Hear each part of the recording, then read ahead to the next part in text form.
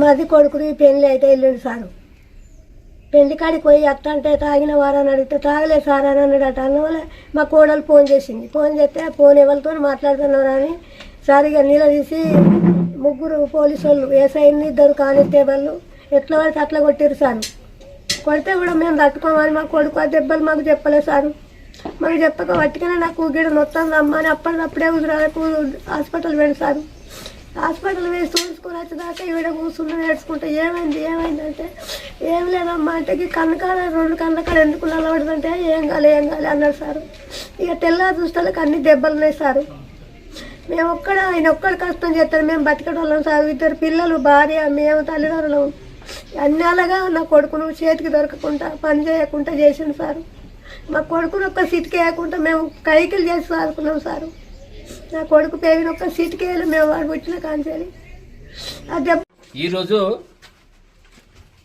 మా దళితుడైన బత్తుల మహేందర్ గారిని ఎస్ఐ భార్గవ్ గారు విపరీతంగా చితకబాదడం జరిగింది గత వారం రోజుల కిందట.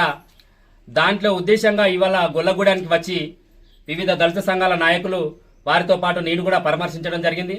వారికి విపరీతంగా ఆయన ఏమనుకుంటుండో చట్టాన్ని ఆయన చేతిలోకి తీసుకొని విపరీతంగా కూడా కొట్టడం జరిగింది.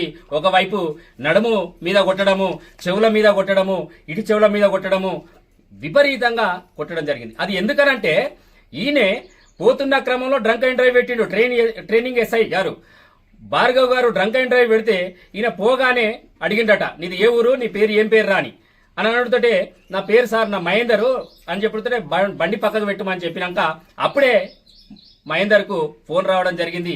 ఫోన్ వచ్చిన వెంటనే ఫోన్ మాట్లాడుతున్నవేంద్ర అని ఆయన హిగో హట్ అయ్యి ఈ చెంపల మీదకెళ్ళి చంపడము, చెంపల మీదకెళ్ళి కొడితే ఇటు విపరీతంగా కొట్టడము, ఇటు విపరీతంగా కొడితే చెవులో కర్ణబీరలు పగలడం జరిగింది. అంటే నీకు ఒక ట్రైనింగ్ ఎస్ఐ ఉన్న నీవు ఇప్పుడే చట్టాన్ని చేతులకు తీసుకొని కొట్టడం అని అంటే ఇదే నా ఫ్రెండ్లీ పోలీస్ అని నేను అడుగుతున్నా. సిపి గారికి కూడా నిన్న కంప్లైంట్ చేయడం జరిగింది. వెంటనే భార్గవ్ గారిని వెంటనే సస్పెండ్ చేయాలి. అయిన పైన SC ST అట్రాసిటీ కూడా కేసు కూడా నమోదు చేయాలని మేము డిమాండ్ చేస్తున్నాం. నేను అడుగుతున్నా, అరే నీకు ఏమున్నావా ఎస్ఐ, నిన్ను ఏం మాట్లాడాలో నాకు అర్థం కావట్లేదు. నువ్వు ఒకవైపు పోలీసులను కానిస్టేబుల్లను పెట్టుకొని వాళ్ళను ఒక ఇటు పెట్టుకొని ఒక హీరో లాగా వ్యవహరించి, నువ్వు ఒక సినిమా లాగా వ్యవహరించి విపరీతంగా కొడితే అంటే దళితులు నీకు కనబడట్లేదా? దళితులు అంటే చిన్న చీప? దళితులు ఫోన్లు మాట్లాడద్దా? అంటే మాట్లాడతానని ఈగో అట్టయింది అని అంటే నువ్వు ఏ వైపు? నీకు ట్రైనింగ్ ఎవరిచ్చిర్రు? ఈ ట్రైనింగ్ సిస్టంలో నువ్వు ఈ పరిస్థితిలో ఉంటే నువ్వు రానున్న రోజులలో నువ్వు నౌకరెట్లా చేస్తావు? నువ్వు ఒక పై స్థాయికి పోయే వరకు కూడా ఎంతమందిని కూడా విపరీతంగా కొట్టే పరిస్థితి ఉంటుందని ఈ సందర్భంగా అడుగుతున్నాం. దీన్ని వెంటనే సిపి గారు చాలా జాగ్రత్తగా, చాలా క్షుణ్ణంగా కూడా నివేదిక తెప్పించుకొని విచారణ జరిపించి వెంటనే ఆయనను భార్గవ్ను సైదాపూర్ ఎస్ఐ ట్రైనింగ్ ఎస్ఐని భార్గవ్ను సస్పెండ్ చేయాలి. ఆయనను SC ST అట్రాసిటీ కేసు కూడా నమోదు చేయాలని మేము ఏసీబీ గారు కూడా కలుస్తాము.